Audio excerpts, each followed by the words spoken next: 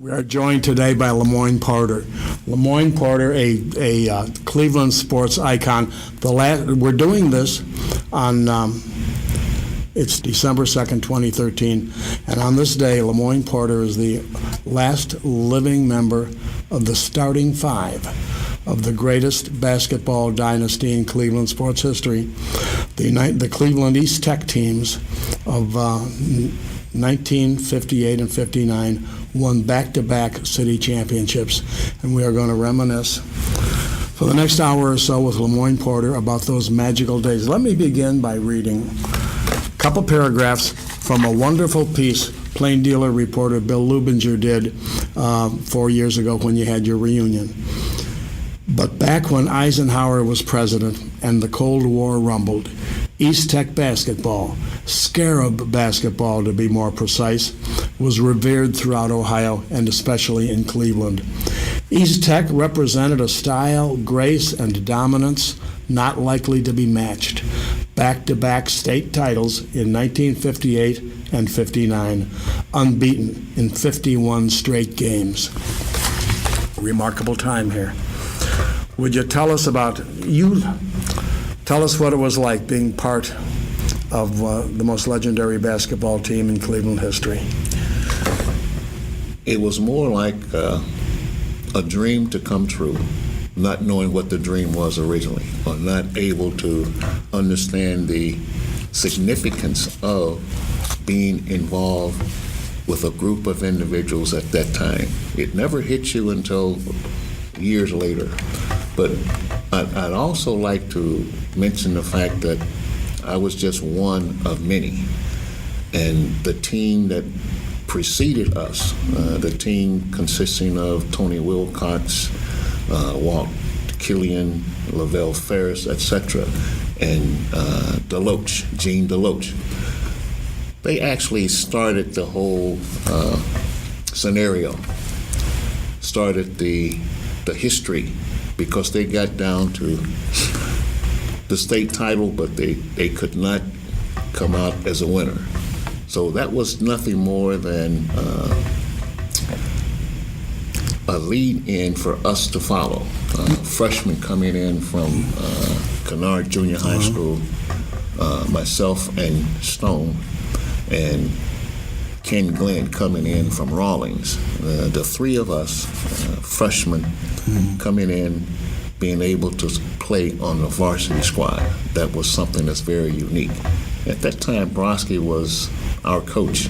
John Brodsky. John Brodsky, he's, of course, I have to give him a great deal of honor, the ability to bring that caliber of player together and make us, or enable us to work as a team.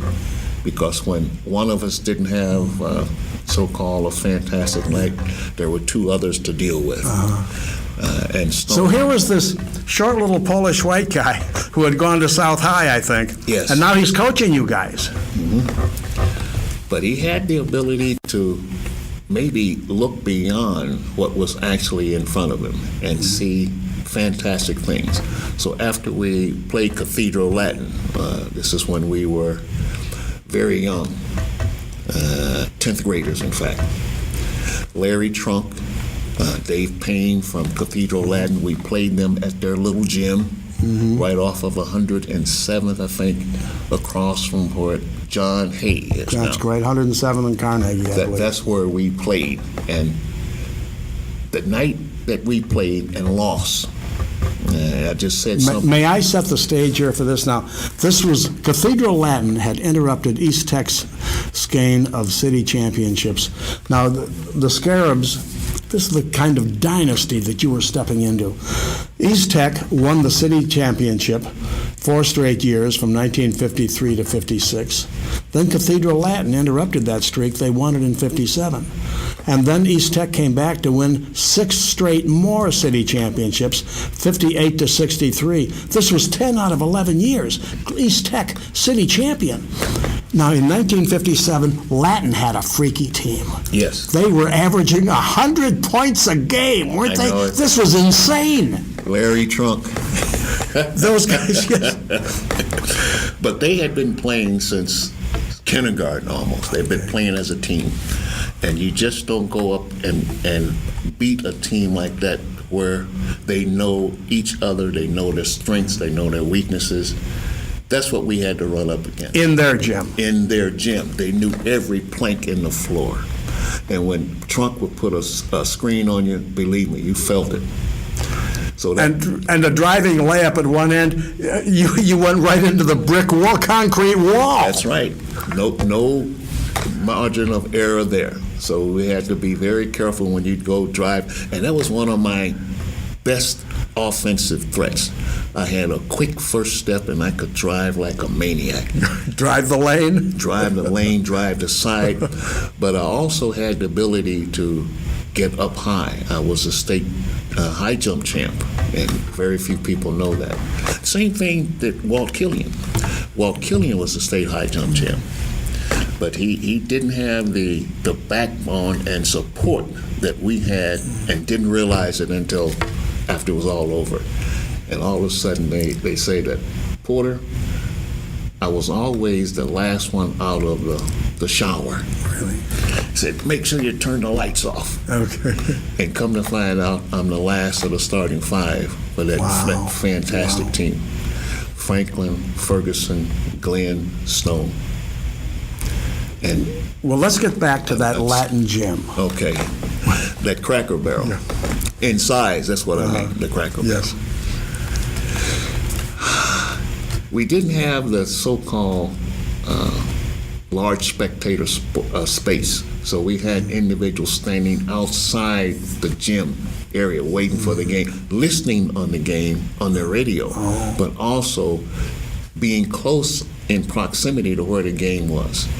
I'm just a young neophyte, didn't know what was going on, but I remember that game. And after that, But they won.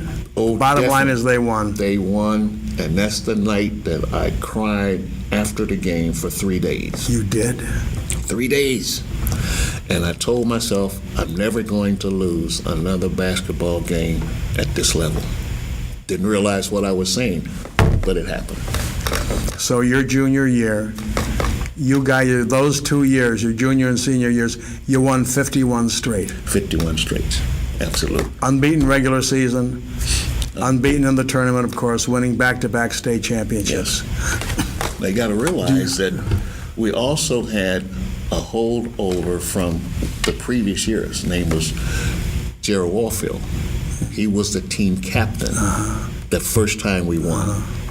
But that last campaign that we had co-captains, Stone, Glenn, and myself. So when the referee would call for captains, here come these 3 kids come out there. And it was really something to feel that. But I never let the notoriety go to my head. I always kept a level, well-toned down appearance. I was never flamboyant with it. Because I think at that level, I understood that you're never going to be able to play this game for the rest of your life. You got to have something else going for you. The ability to think is what I came up with, and that's what I do now. Very good thinker. At least some people tell me I am. We'll get into that later. Okay. But let's dwell again on those state championships. 8-column huge headlines in the Plain Dealer. Not on the sports page, on page 1 of the Sunday paper when you guys won your first state championship. And then when you repeated, page 1 of the Sunday Plain Dealer. Back then they were selling 400,000 papers, read by an average of 2.5 people per person. 1 million people read your stories every year. Wow. But What an impact. Why is it then that something that, well, is it because of the product that was out there? This is something that I don't think will ever happen again. 3, we call them blue chippers, Stone, Glenn, and myself, come together on the same team. This is like something like a Michael Jordan and a Scottie Pippen on the Bulls. You can't beat a combination like that when they are focused on the same thing. and whatever it takes to win, take whatever you need to do. And if Stone is a hot night, every time Stone turns around, I'm going to have that ball in his hand because he had this unorthodox shot. He's the one who pulled our fat out of the fire a number of times. And that first game, the first championship, almost 2 or 3 steps across half court, and he let it fly. It hit nothing but the bottom of the net. The place went wild. Now, was that in overtime, or was that a last-second shot that won it or Last tied second it? shot. I think that's what it That was. won the state that year. Oh, my goodness.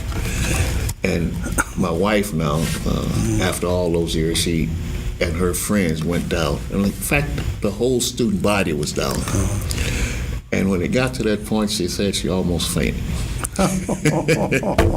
And even today, she cannot sit when it really gets real close.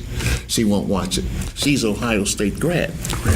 The game the other night, when it got real close, she turned it off. And when I got home, she thought that Ohio State had lost. I said, "No, baby."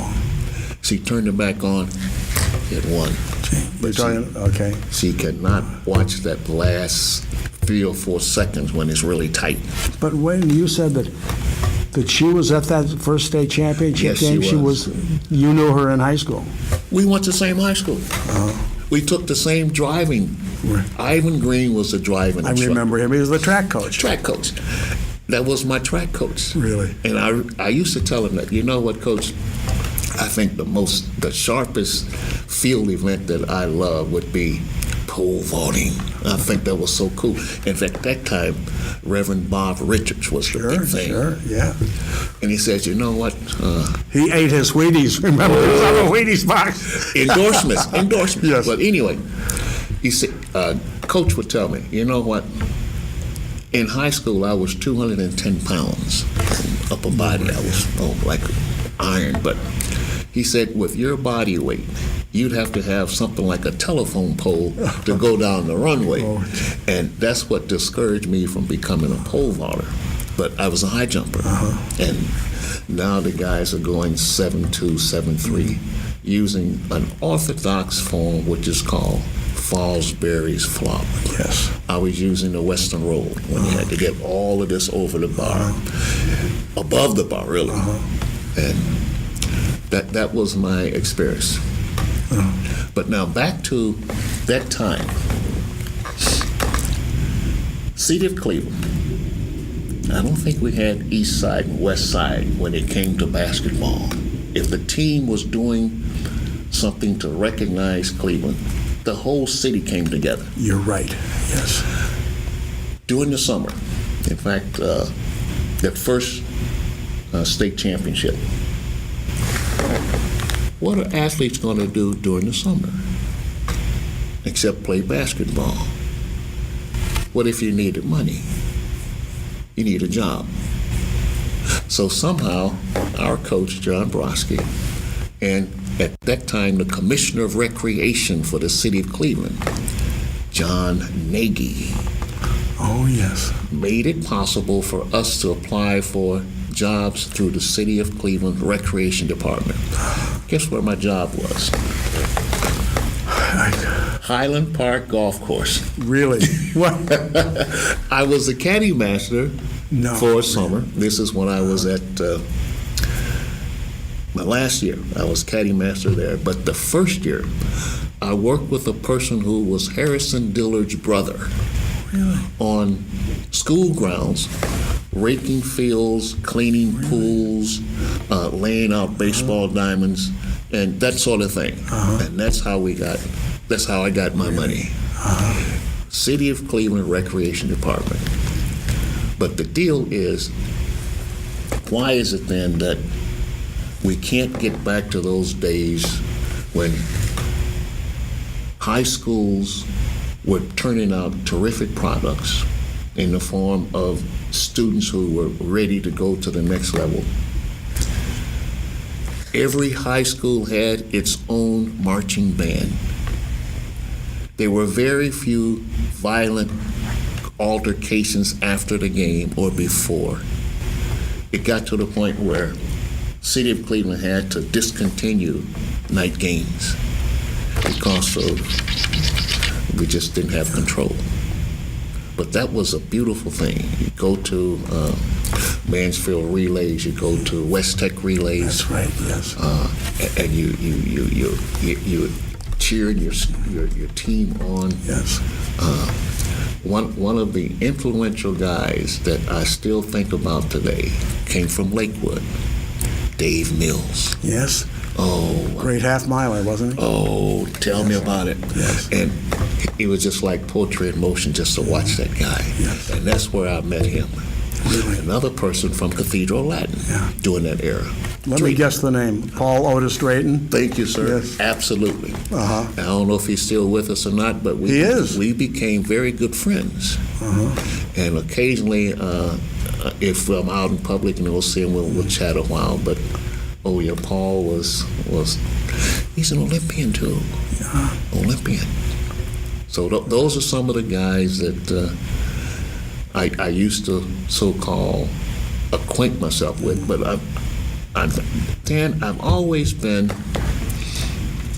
something like an individual. I never would run with the so-called pack. I was always a loner. And sometimes, of course, we had not the same thing that we have now called gangs. We have individuals in the neighborhood, but that was a neighborhood. I could go to any place in Cleveland and not have a problem, simply because of the way I carried myself, and I was not trying to so-called infuriate anyone by making them look bad. I will always give you respect. And I think the individuals knew that if you don't mess with Porter, he won't mess with you. Yeah. And that was the way I wanted it. But to have part of that still up here, it's amazing to me. Now, as why is it that the power structure in Cleveland can't get back to the similar, if not better, the same kind of environment that fosters the kind of products that we put out? I don't see the reason why we can't. Let me throw a thought out at you. A little while ago, before we were recording this, you mentioned that you had, 11 people in your family? 13. 13. And you'd have to fire up that pot-bellied Pot-bellied stove on East 57th Street or wherever you, anyway. 2461 East 63rd. Okay. I will never forget that address. Now, how many of these were your brothers and sisters? And your mom and dad were there, right? Right. Your mom and dad. That's part of 13, right? Okay. And then 11 children? 12. One that I never had the opportunity to meet because she died in childbirth. Oh, yeah. Her name is Helen. Every time I meet a person, female, whose name is Helen, I think, well, maybe that could have been my sister. So we talk about it. I eventually let them know that I had a sister I never met. Name was Helen, right? Well, I think I would say that answers your question, why things can't be today like they were in those days. No fathers in the homes, sometimes not even a mother. Oh, Kids have no real home environment. that's part of it. But it was the same thing when I was growing up, Don. No. Our dad left us when I was a youngster. Oh, And many of the things that I'm able to do with my hands, I attribute to him. He could do plumbing work, paper hanging, carpentry. I can do all of that. really? Simply because it must have been part of the gene. I can do it. Even if I just happen to see it once and observe, I can do it. Even now, I have a woodworking shop in my house based on some of the things I learned at the old Kennard Junior High School under Richard L. Farmer Jr., who was my industrial arts teacher. He's 95 now. He's not doing very well physically. He's housed at Elijah Bryant, and occasionally, as often as I can, I go to visit him. But some of the things that I learned from Richard Farmer, I have kept my whole life, and even in the military. Every station that I was assigned to always had a hobby shop on base. Guess what I would spend most of my time? Hobby center, gymnasium, library, and of course, chow hall. But those are the things that kept me going, and I was always inquisitive as to why things work. And that's that mechanical instinct that I have, that I think I got from my dad someplace. But even our son, we only had one, electrical and chemical engineer. He's in California now. Really? And some of the things that I've made sure he understood, got it from me. Wow. But he's his own man. And Wow. when I tell him that this interview is going to happen, believe me, he's going to look it up as soon as it's available. He's going to look it up. That's Same great. name, same name. That's great. The strange thing about that, Oh, that is interesting. my wife and I, when we found out we were going to be parents, at least 2 months before, we started coming up with names. Ralph, Conrad, Robert, James. When it got down to the nitty-gritty, Don, I think I panicked, and I could only think of one name, mine. So that's how he ended up with the same name. Of course, now he's the second and still. Well, how did you wind up with that was an interesting name back in those days. Now, my mom, our mother, she was born in Mississippi, which is not too far from Tennessee. And there's a college, Lemoyne College, Yes. in Tennessee.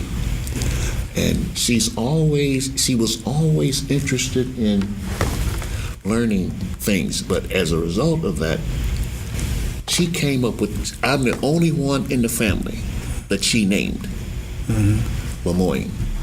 And instead of spelling it the way it should, L-A, which is the female gender, that's how my name is spelled instead of L-E. And she made that distinction. I never changed it. But the strange thing about it now, when I go on seminars or out of town doing workshops, and I have to be housed, if there's a roommate that I need, and before I get there, the receptionist will say, okay, we'll put these two together. They'll put it together on names. Sometimes I'll end up with the wrong person. And I'll come to the desk and say, I'm Lemoyne Porter. And they say, who? Lemoyne Porter. Looking at that L.A. thinking I'm female in here. Okay. So that's it. I'll never forget how the entire city of Cleveland adopted those East Tech teams of the 50s and into the 60s. There was no NBA team here, no Cavs. You were our citywide team. All of Northeastern Ohio embraced you guys as our team. The only time everybody could see you guys play was at the Cleveland Arena at the city championship game, 10,000 people. Hell, couldn't get 1,000 people in your gym, couldn't get more than 150 in your gym. 10,000 people sold out. What was it like playing for a high school kid playing before 10,000 people? Amazing. And the one thing that really excited me, and this is going back a long ways, Don, during the summer, when school was out, each public school had what is called a summer program. And if you lived in the neighborhood, you could go and work on the playground, putting up swings, somersaults, the pole,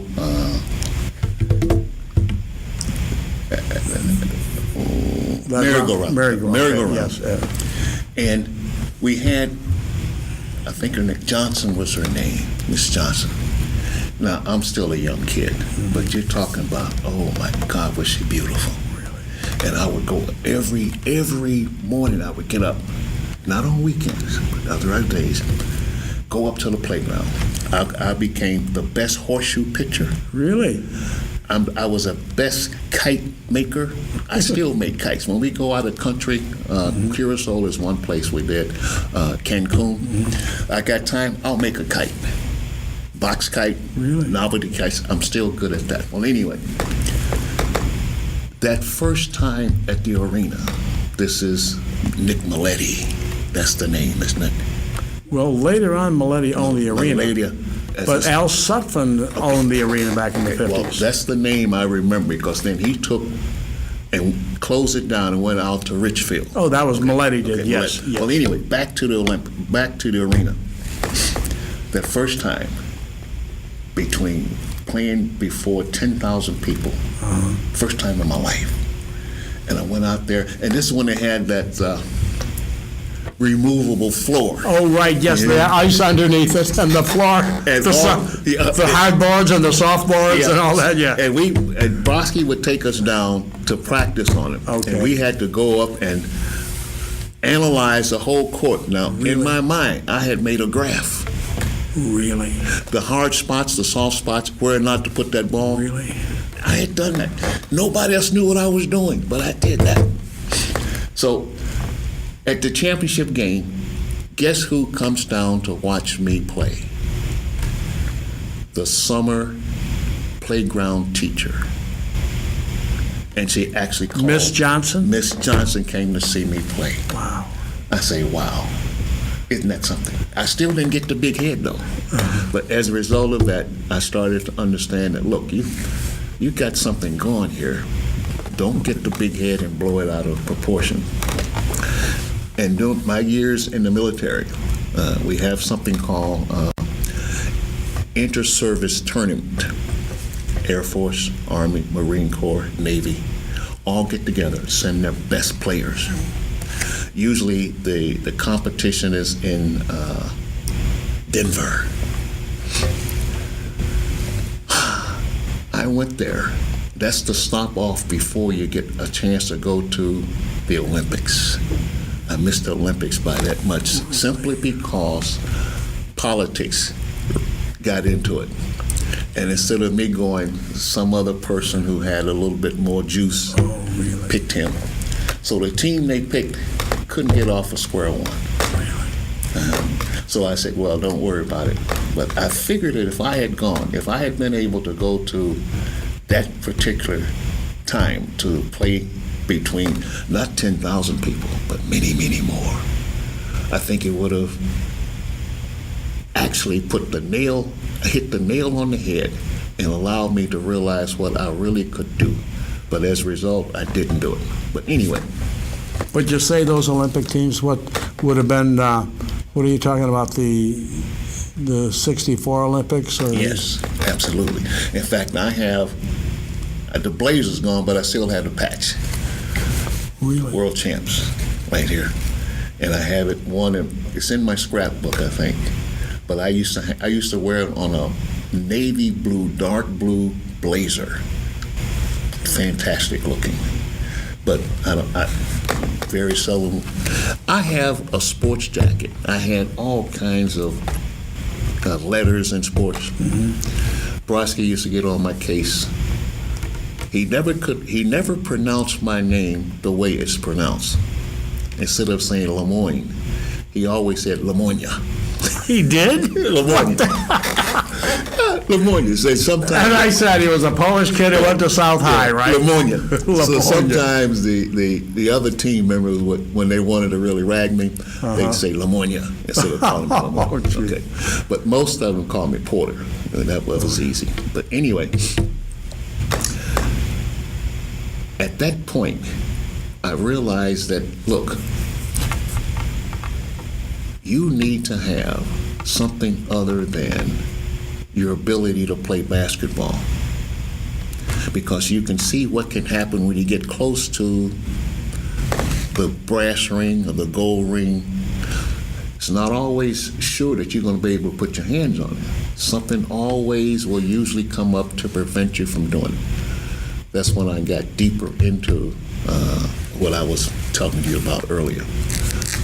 How is it that individuals, especially at this level, have so much difficulty understanding logical concepts, mathematics in particular? So that's when I started to play games, and it turned out okay. But now, did you go right into the service out of high school? no. Strange thing about that, and I was hoping we could get through this without me mentioning that, but I'll talk about it anyway.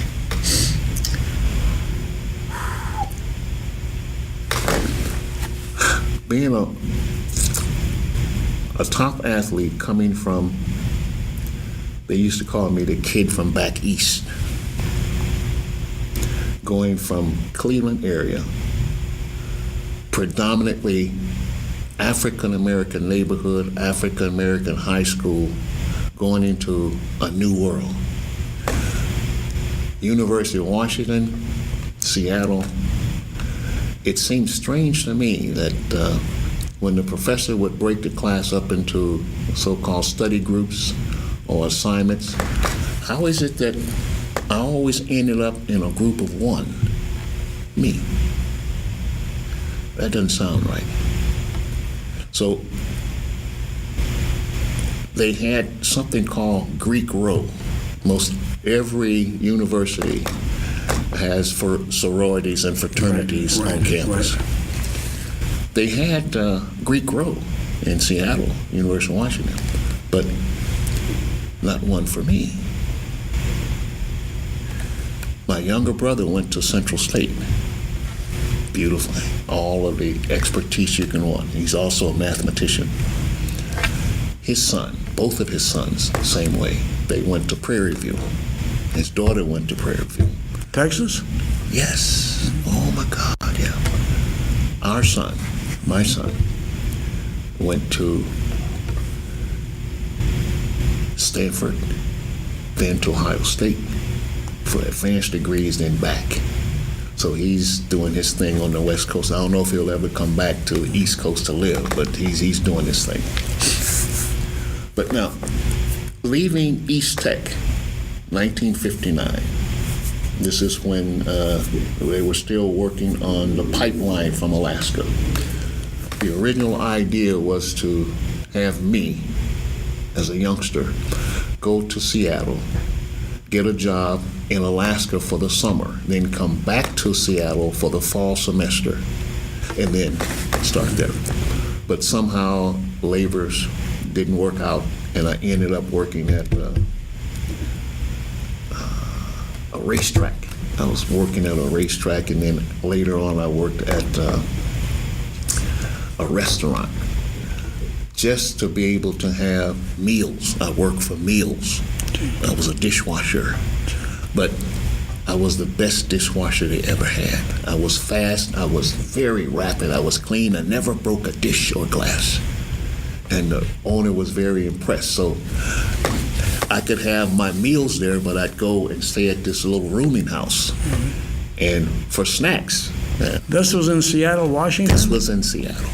For snacks, I would have a dozen donuts with milk. That was my snack until I got to the next day. Okay, well, anyway, back to...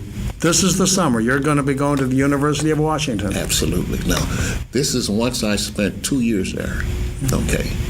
Broke every record they had. In fact, some of the records are still standing. Really? As far as, and my claim to glory is my ability to shoot free throws. 95%. Really? Game conditions. I still have some of those records. Okay, but anyway, when I first went there, Tippy Dye was supposed to have been the coach. I don't know if you recognize that name. Yes, I do. Before I got there, somehow he was no longer there when I got there. And here's a coach from Oklahoma, John Grayson is his name. Now, I'm the only African American on the team. I don't think he had ever coached an African American. And he didn't realize not only the social adjustments I should be making in order to fit in, I had to do all that myself.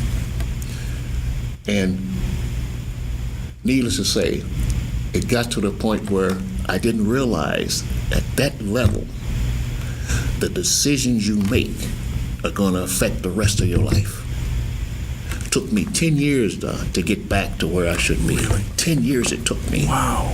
And this is because I left the University of Washington, went into the military, Air Force. Turned out I was the best airman they ever had. Really? I won Instructor of the Year. Really? Oh, yeah. I met Chappie James, the commander of the Wolfpack Fighter Squadron, TDY. And this tournament we used to have, that's how I got an opportunity to almost go to the Olympics, going through this all Air Force tournament. Well, anyway, I would never take 3-day leave, waste of time. I would always take 30 days once a year, and I would come back home. Back home meaning Cleveland. Okay. So by this time now, I'm married. And I still have at most 2 years to go. So you, anyway, it was about, 1961 or so you joined? When Kennedy was assassinated, Yes. I was at Hunter Air Force Base in the gymnasium when the word came out. I remember exactly where I was. Guess what I was shooting? Free throws. Shooting free throws on the base. Well, anyway, Now, where was this Hunter Air Force Base? Georgia. Oh, okay. In Georgia. Well, anyway, I decided to take leave, went home, and I drove. I stopped at Terminal Tower, got a taxi, and the taxi driver took me down Chester. And I happened to see this place with this big fence around it. Yes. Finn College. Didn't know what it was. But anytime you want my attention, show me where there's construction going on, and you got my attention. 3 days later, I decided to come back and review what was going on. Found out it was Finn College turning over to Cleveland State. I said, oh, isn't that amazing? So just one out of the clear blue sky, I decided to go up to the 6th floor of Finn Tower. And before I got off the elevator, this gentleman came out of his office, which happened to be Merle Levins, Yes. publicity man. Yes. Started reading my tea leaves. I didn't know who the heck he was. He started, Lemoyne Porter. I said, who is this guy, you know? Now, John McClendon was just leaving. John McClendon was at one time at Cleveland State. Right. He also coached the Cleveland Pipers. That's right. He was leaving, and in comes Ray. You mean he was leaving the school? Leaving school at Cleveland State. Who's taking his place? Ray Derringer. Ray Derringer. Ray Yes. Derringer. Yes. Before I left that office, they had signed me for a athletic scholarship, but I was still in service. Now, that's just timing. Fortunately, at that time, if you could show the base commander or the personnel director, military speaking, of course, if you could enroll in college, they would give you early release. I was just about ready to go over to the next enlistment, which meant Air Force Academy. Vietnam was breaking out. Yes. I said, wait a minute. Now I've got 2 individuals depending on me, my wife and our son.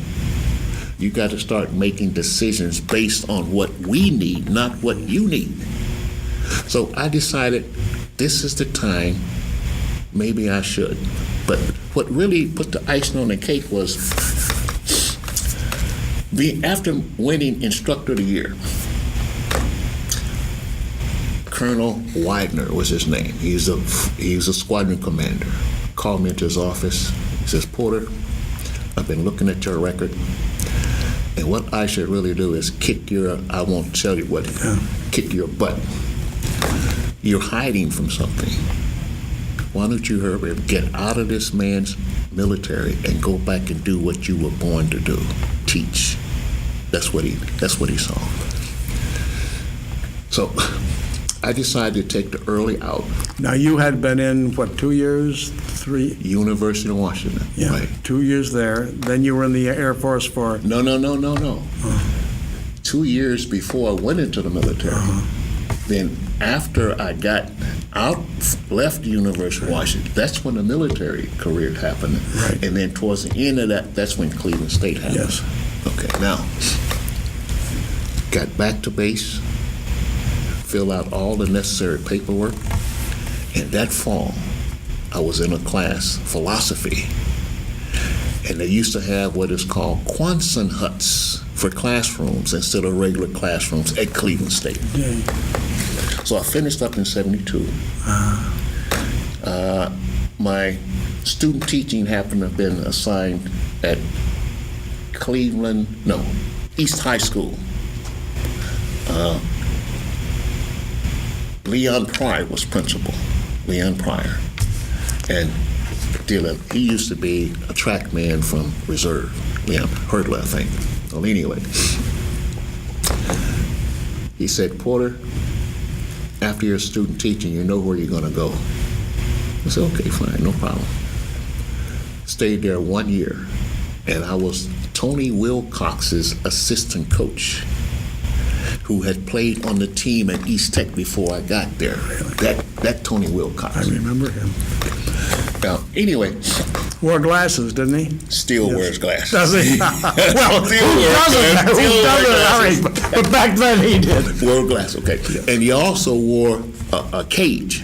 He used to wear a cage for protection. Well, anyway, it turned out that the one place I really wanted to coach, East Tech, that was my first love. Yes. And at that time, Bill Repper was the director. Okay. So I went down to talk to Bill one day, and I said, if the East Tech coaching position ever becomes available, I would like to be considered for the position.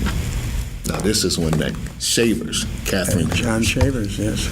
This is when he got in there without me knowing it, because she had put the works on somebody. Got by there. So now I'm still at East High. The position at Glenville becomes available because the school district now puts out this memo. If you were department chair, you could not be a varsity, you could not get 2 differentials. So fortunately, Al Calhoun, who was at Glenville, decided not to go with the varsity coaching position, but to go with the math department chair. He went to math, which opened up that slot. Now, the 2 differentials meant that you were paid extra for the 2 positions, and they wouldn't let any one person have 2 of them. Thank you. Okay. Right. That was it. With the exception of one that I found out. The same memo went out to the same time, but the individual at Collingwood High School was able to keep both.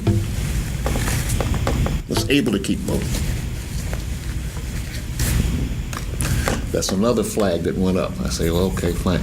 Something that happens that you don't really expect, but nobody talks about it, but it still happens. Okay, so anyway, we got past that. Leon Pryor calls me into his office. This is the principal at East. In the office, when I get there, there's Leo Clayton and Nathaniel Whitaker, who was the athletic director at Glenville High School, in his office. I walk in and Pryor says, Mr. Porter, there's 2 gentlemen here who want to talk to you. I say, okay, fine. Come to find out they want me to be varsity coach. Initially, I turned them down. I said, no, I don't think it's fair. And why? Because what about the individuals who's been in the district coaching at the junior high level, who should have an opportunity to move up in order to take those new positions. I'm a new kid coming on the block. You should put me through the same ringer. No, we want you. I turned him down twice. No. And Pryor called me and says, Porter, don't be a stubborn ass. Get on over there. And the only reason that I'm allowing you to go is because it's a move up. It's not a parallel move, it's a move for advancement. Bam, that's when I took it. Went home, told my wife about it. Okay, fine.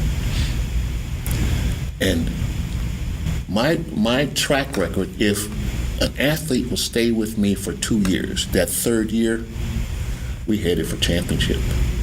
If you do what I tell you. Unfortunately, that last year, I had a real hot squad. I had 2 Johnsons, no relationship, but Bernard and Nelson.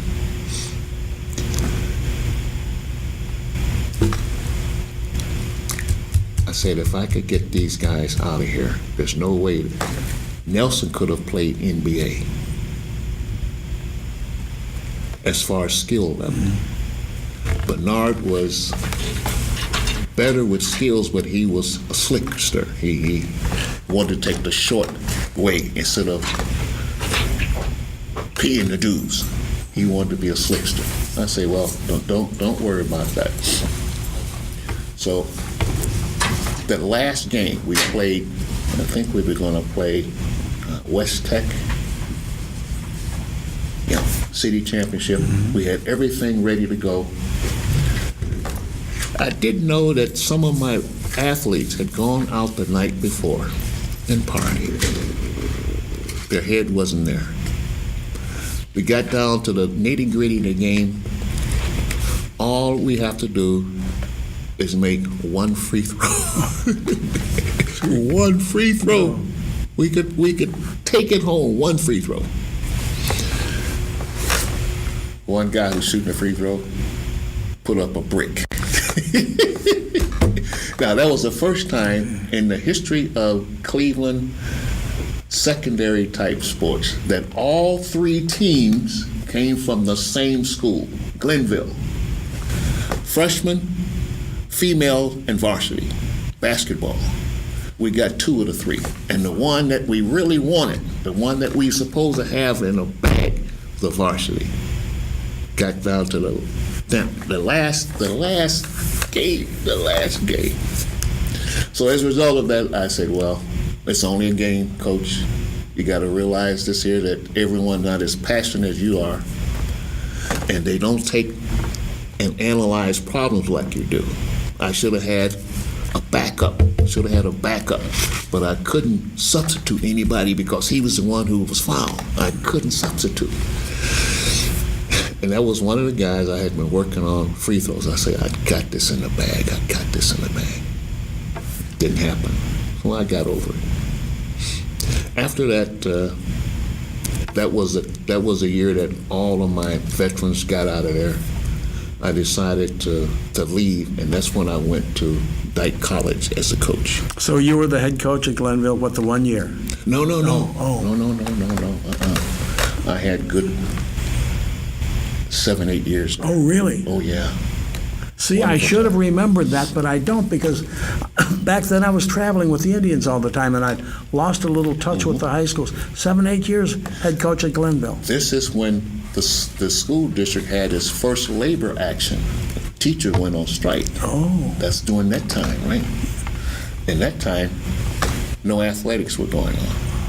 But I was still not playing in the game, but still practicing. Now, my labor leader says, you should cut all your services off, including the practice. Now, if you do that, my guys are going to get stale. What happens when the strike is over? You got to almost start over again. I said, well, I won't fight it, so I pulled it out. Now, after that, I ended up going to Dyke College. This is when Ted Stepien was Cavaliers coach, owner. Yes. And Delaney, was that his name? Yeah, Don Delaney. Don Delaney was the coach. Okay. Now, Chaotic times with the Cavs then. Thank you. Now, Don Delaney somehow ended up at Dyke College as the coach. Oh, he did. Was that after? Before I got there. Yeah, but after his stint as the Cavs coach? Yes. Okay. I took that position. Wow. Now, not only do I go in as varsity coach, also teachers of mathematics. Okay. Okay. Had that been your teaching specialty, mathematics? Very seldom, even college level, secondary level, you will very seldom find a head coach with a background in math. It's usually phys ed, social studies, sometimes English, but very seldom do you get the math and that. That's right. Okay, right, okay. And believe it or not, that's where a lot of school administrators come from. Not from individuals with the math background. Phys ed, English, sometimes social studies. That's where they promote you from there into administration. Sometimes I'm often asked the question, Porter, why didn't you go into administration? I love teaching. Love teaching. Question I probably would have loved to maybe give it a stab to see what it's all about. Although my younger brother, he did, right? But he was not the athlete. But he was also the math man. So that's where we were. So after that, a strange thing. Not only did I have to do scheduling, laundry, trainer, all in one. That was at Dyke. I did it all, and when I finally left, they had to hire 2 other people to do what I was doing. Really? So that was another learning experience that I came up with. And I said, well, you have the kind of personality that individuals turn you the wrong way. Eventually, you're going to have to put some hurt on them. And I hate to get physical because I don't know when to stop. So that's what keeps me under wrap, because I know if I ever get after you, it's all over. I have a mean streak now that you wouldn't believe. And the only But I'm person, surprised at that. the only person who could really convince me was my mom. She says, son, there's always going to be somebody stronger and more powerful than you are. You can't fight the whole world. You've got to learn how to so-called get along with people, network. You got to know how to communicate, so you don't have to get into that physical thing. So that's how. Well, you must have instinctively felt that all along, because in high school, weren't you the president of the student council? Well, that's another area that really brings smiles to my face. I don't know if it was my ability or simply because here's a guy who's one of the top jocks, and they're not voting for your ability. They're voting on familiarity, whether they like you or not on your ability. So that's how I got into being president of student council, student government, okay? And it turned out okay. I still kept a level head. Well, it's a feather in your cap. Quite an honor. Oh, sure it is, right. Same thing. Tri-captain of the state championship basketball team, president of the student council. Not bad credentials. No, but we had individuals at East Tech at that time, Don, if they had kept their nose clean and gone to class, could have easily made the basketball team. We had guys that good. Really? And we had some who, instead of going to East Tech, they went to John Hay, other places like that, so they could play. Say, what about you? No, we can't play. They got Porter, Stone, Glenn, got those guys who can't do that. So they transferred out and went to other places and started. John Hay, Max Hayes, Thomas Edison. Okay. Okay.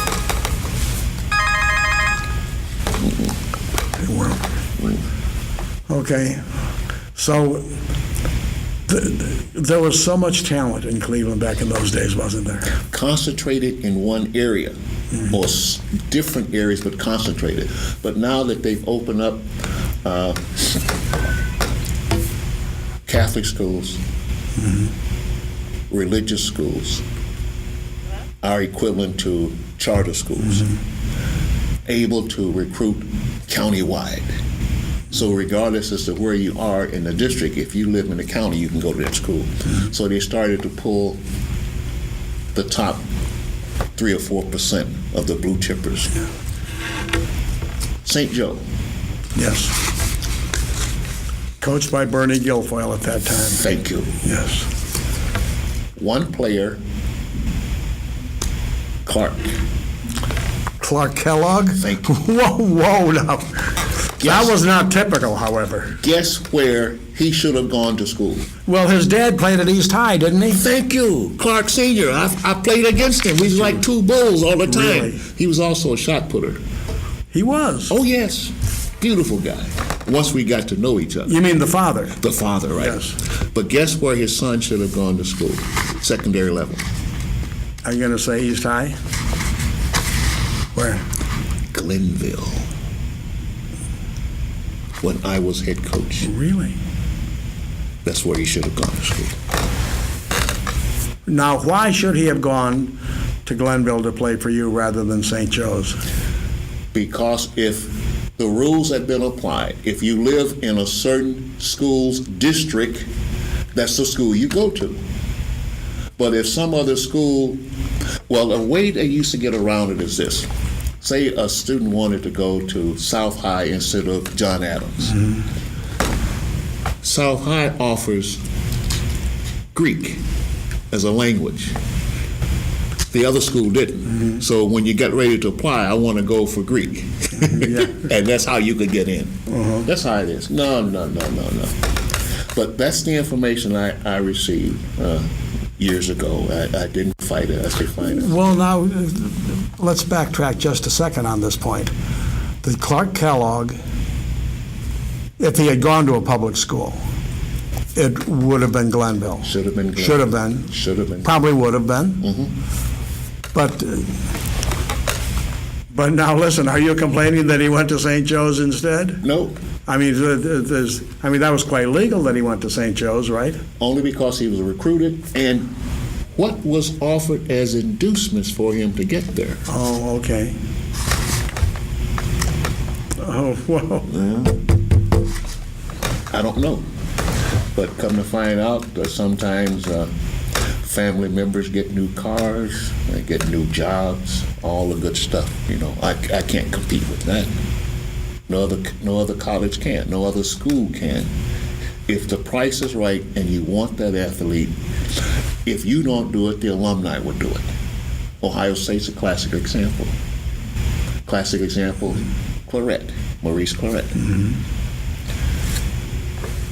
Airhead. As far as the ability to work with team, he just had no control. And he great on the gridiron, but after that, what are you going to do? Strange thing about that. One of the committees I work on at the state level, one of the vice presidents from Ohio State. And part of the responsibility for this individual is to look out for students. And invariably, every time we'd have a meeting at the state level, here's comes something else about Maurice Claret. I wanted so desperately to have a chance to talk to the young fella. Maybe I could have convinced him that there are other ways to get things done and still come out smelling like a rose. Another classical example of a young phenom that never got the kind of, never took advantage of the opportunities that were there. Used to play out of the Dayton area. Track star? Basketball star. Oh. Basketball star. See if I can pull up his name. Dwight Anderson. That's the name.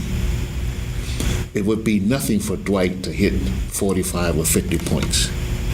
If I had to pick an athlete to demonstrate how to shoot a jump shot, guess who it would be? Dwight Anderson. Dwight Anderson.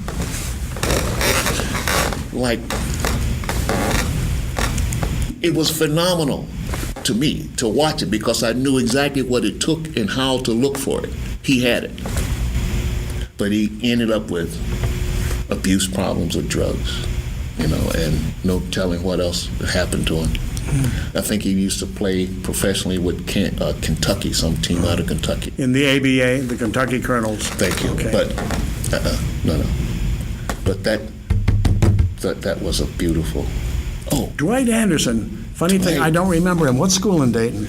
Dayton Roth. Dayton Roth. Dayton Roth. They were a basketball power back in the. No, I'm thinking of Dayton Stebbins. Yeah. Okay. Oh yeah. Anyone who's in Dayton, you mention that name, they know exactly who you're talking about. In fact, we have close to family down there, legal lawyer, and every time I talk to that connection, I always ask about how is Dwight, what's he doing? Right. So now some of the professional players have tried to take him under their wing to try to get him back. So last I heard, he was doing some sort of volunteer work as an assistant coach with younger guys. But he still had a great opportunity. All he had to do was keep his head clean. Mm-hmm. Well, we're going to lose quite a few. But other than that, that's it, Don. But now you, after Dyke, where did you go after Dyke? I know that now you're tutoring students at John Carroll. Yes. Now, as we talk in the year 2013, and you're a math tutor. Yes.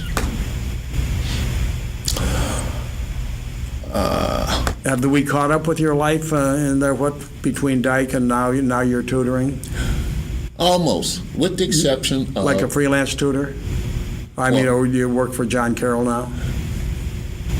If a student is enrolled at John Carroll and he comes to me or she comes to me for assistance, I will deliver if they will follow. But I also do consultancy and tutoring on the outside. But before I will accept you as a possible client, you have to audition. We got to talk. I've got to see where your head is because I don't want to waste your valuable time. And I'm not going to let you waste my time. It's too valuable. And I can always tell if an individual is serious or not just by looking them straight in the eye or listening to the responses to the questions I put on the table. And the last thing that really hits the nail on the head is when I tell you what my fee is going to be. And if you're serious, you'll go for it. But if you're not, you run out the door. But there's a 95% guarantee if you do what I show you and follow through, you have no problem. That's worth more than what I'm charging you now. Okay, so that's the deal. And you said, well, I said almost. I'm sorry to say, Don, but I will not, unless, this is the most I've talked about the sport and me in almost 20 years. Unless you know me. And some of the guys from East Tech, every third Saturday of the month, will meet for breakfast. Hot Sauce Williams, 79th and Carnegie. I know it well. That's where we meet for breakfast. Really? Biscuits, eggs, bacon, juice, coffee. Link sausages? Absolutely. Link sausages and salmon patties. Oh. Biscuits. And we'll sit down and it's like we'll talk. But even in that setting, I will not do a lot of talking. It's always amazing to me, especially that's where Tony is most vocal. Tony Wilcox? Tony Wilcox. Tony Wilcox, Walt Killian, and we used to call him Boo. Mason. Dan Mason? No. No. Mason, one of our former classmates. He's also a photographer. You're talking about pulling out data off the top of their head, and they right on the money. They know it. And also, I think you might have remembered the name Ike Smith. Ike Smith, yes. East Tech. He later on went to Shaker Heights as an administrator. He went to Northwestern, right? It's amazing to me, we can be at the session, the guys that talk about things that happen. They tell me things that I did, I had forgotten about. Boy, do you remember when you jumped over that kid? What? That's right. One of the photographers actually caught the shot. I took off. I forgot where I was. Took off. And normally our fast break was almost like lightning. Really? Sometimes the ball would not hit the floor until it comes through the net on the other end. Would bam, bam, bam. Well, anyway, I'm in the middle this time. And I'm looking around, nobody's there, so I keep driving down the court, and here's this one guy from Zanesville. He's getting down in his position for defense. He thinks I'm going to go left or right. I went right over him. I went over him. And some guy actually took the picture and sent it to me. It's in my scrapbook. It's only one other person I've ever heard of doing that. Magic Johnson. Really? Magic Johnson. So, other than that, I don't talk about it. I don't watch it. The sport is great, but somehow it seems to me as though they have lost the importance of the sports to the community. How can you get caught on 271 going 120 miles or 130 miles an hour in your automobile when the speed is 65 or 70?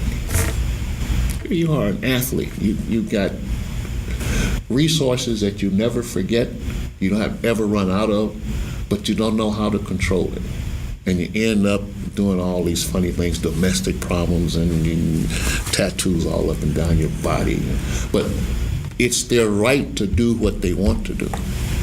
But it's not adding anything to the community. So that's why I divorced myself from that part of it. Now, if you get me in another situation like we are today, I feel comfortable talking to you, right? Because we're not going to dwell on those negative things. Okay. One thing, when I first found out who Michael Jordan was, this was when I was still doing my coaching thing, and the Bulls would come down, but they'd lose by a few points. But Michael Jordan scored 35, 40 points. And I say, well, told my colleague, I said, you wait. When that young fellow comes to the point where he realizes that there are 4 other men on the court playing with him, and there's a reserve on the bench that can come in and spell him. When he's able to put all of those things together and they start to work as a team, nobody is going to touch the Bulls. What happened? Bam! He came through for me. Came through for me. And that's the kind of environment that was prevalent at East Tech during those years. Unfortunately, everyone on the team did not have that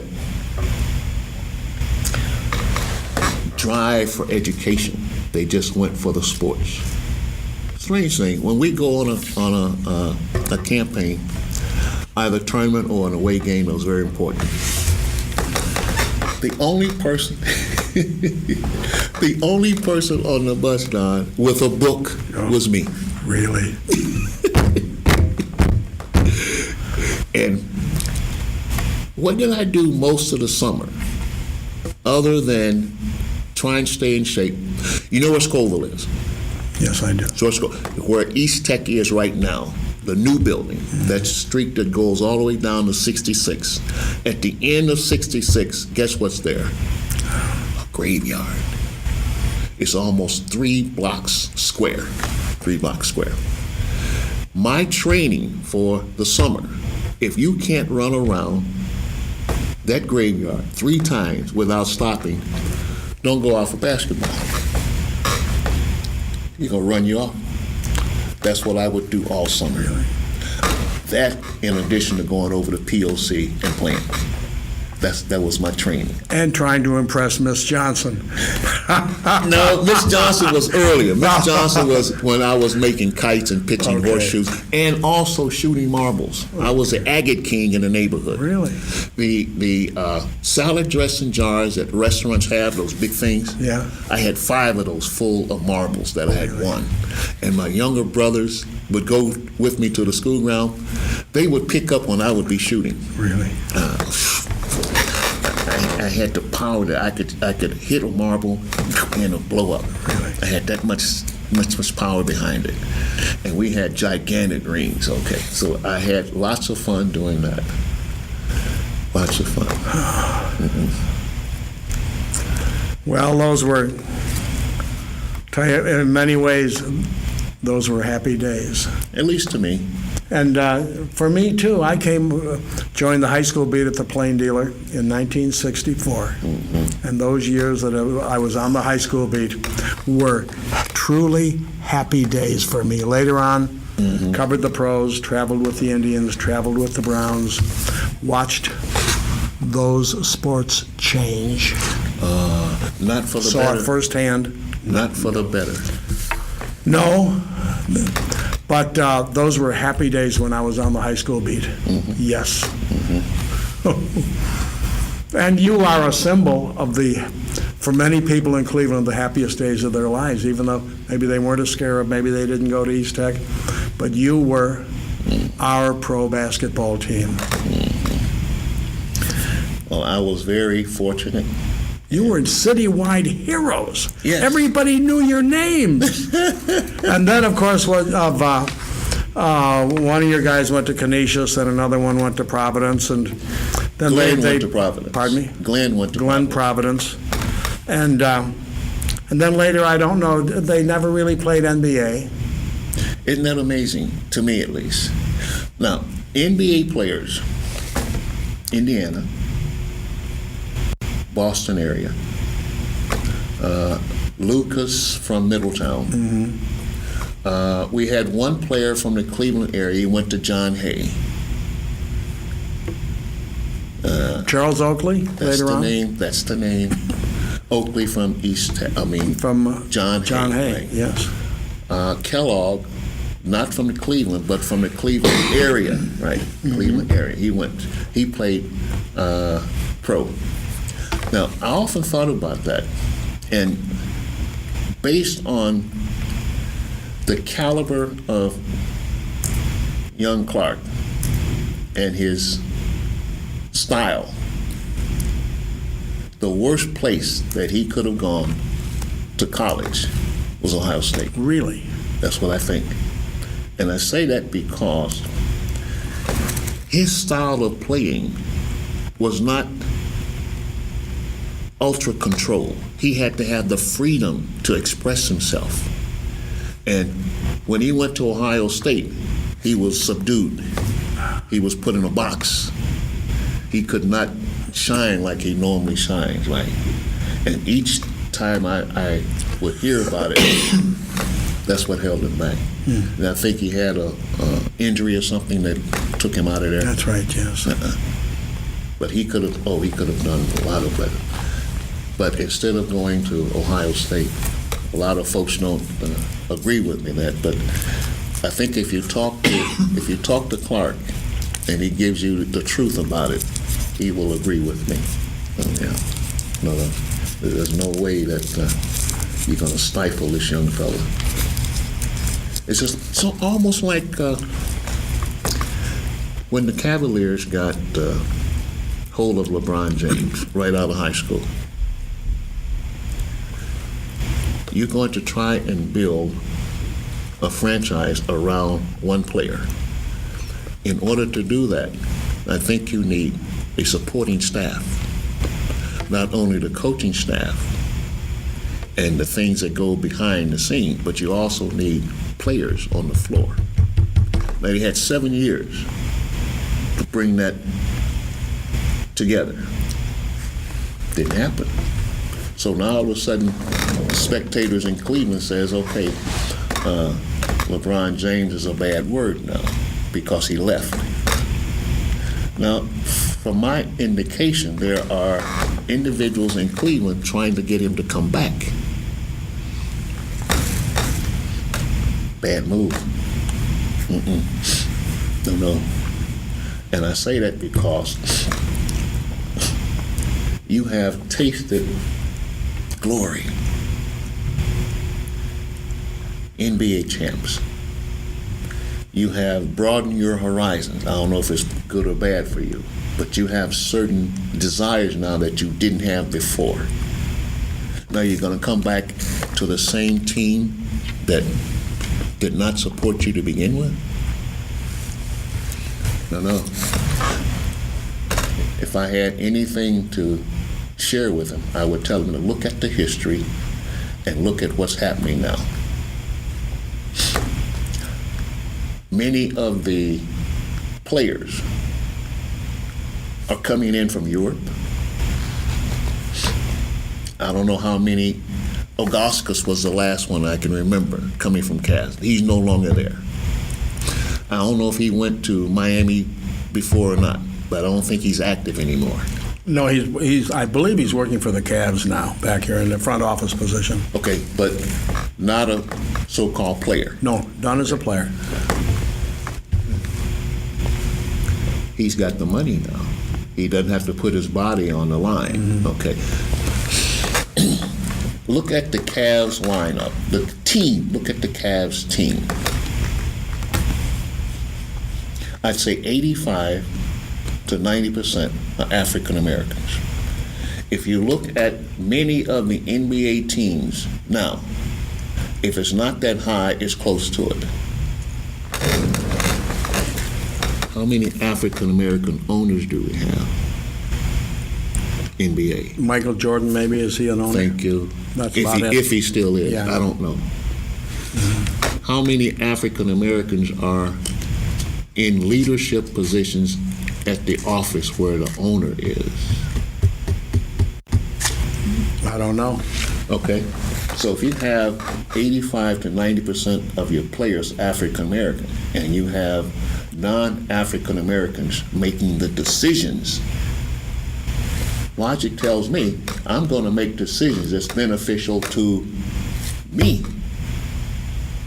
not to the player. I'm not going to make decisions about your future after you get finished playing, about your, what do they call that? Retirement, about your retirement. How many African American agents do you have handling all of these so-called top-notch players? Actually, there's a lot of them, I think. I'd like to see them. And if that's the case, why aren't you doing a better job about instilling into these athletes how important it is after you finish playing? What are you going to do? You've already used your body up. You just don't know it yet. I can't jump like I used to. Can't Well, run. for Pete's sake, you're 70 years old. So Lord. what? I know, I'm 74. 74. This March, I'll be 74 years old.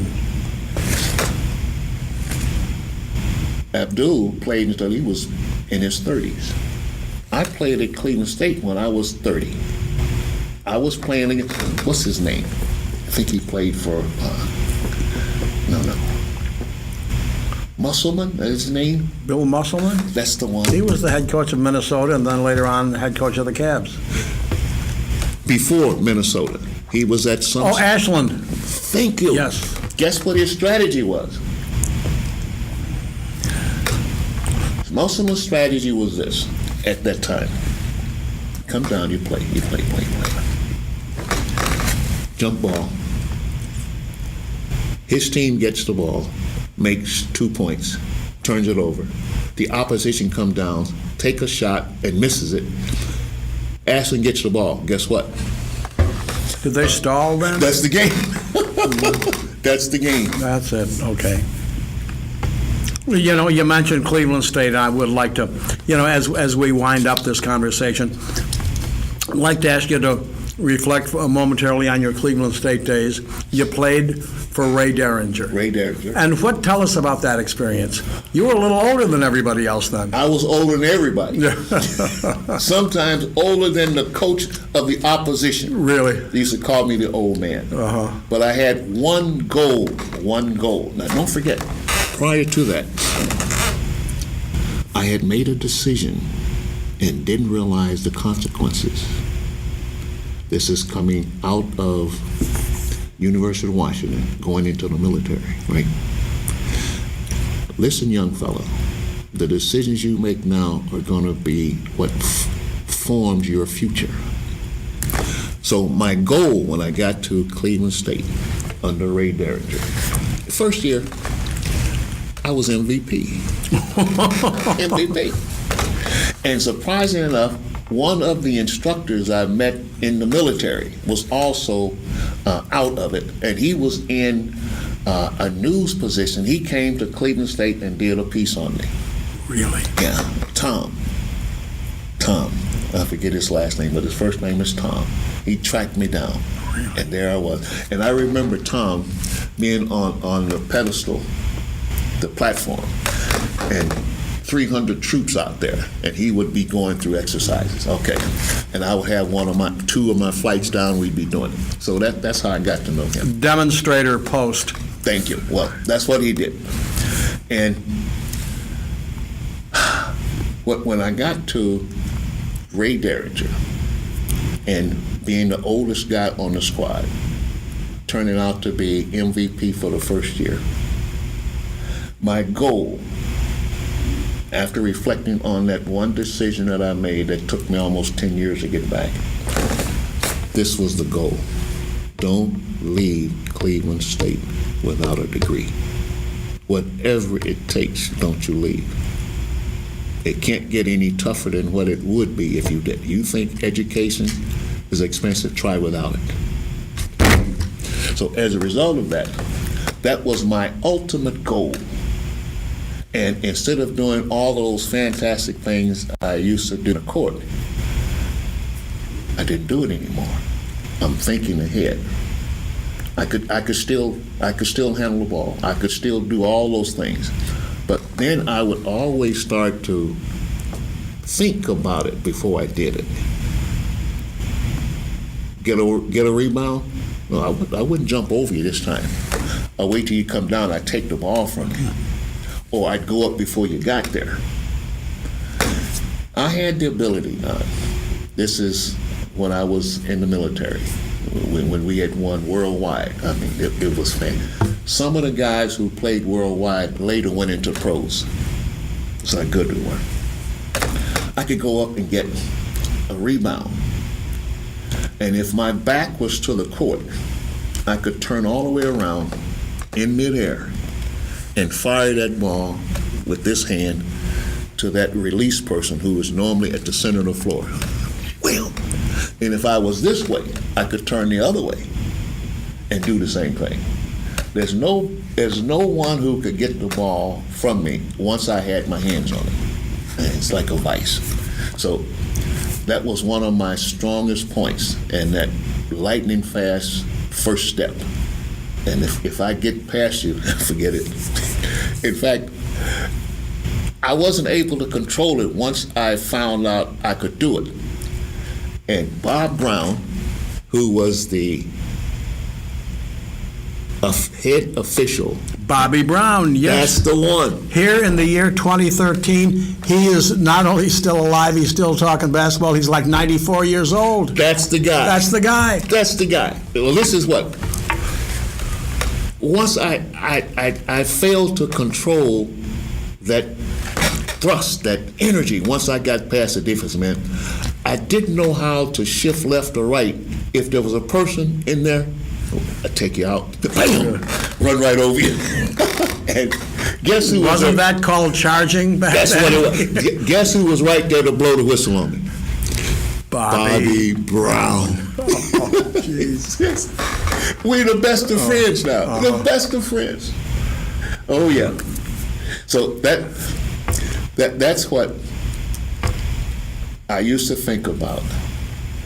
All those good things.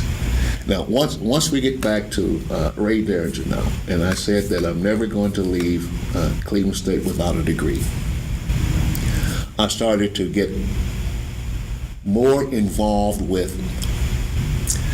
the educational end of it, the mathematics. And this is when the computers first hit the educational field. We had Key Punch.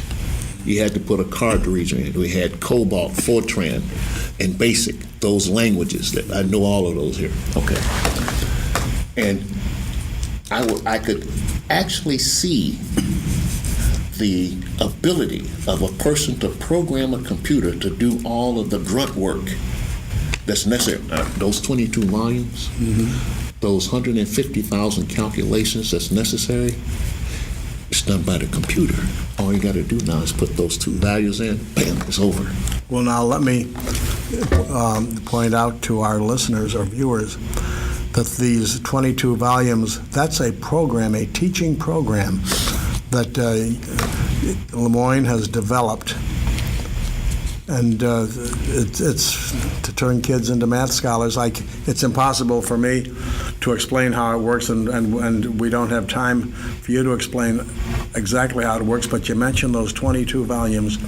Let's finish that. Each of the volumes has a model. And this is a book. 22 volumes, these are 22 books on your program. Yes. It's a way to teach math. The only way... A revolutionary way to teach math. I think so. But if you have a person who has closed their eyes and they're not open for creative thinking, they're not going to go. They're not going to go with it. I once had an individual who presented to me a lesson plan that was 10 years old. Really? And at that point, this individual's classes were always at the bottom of the statistical analysis when I got finished as a department chair, always at the bottom.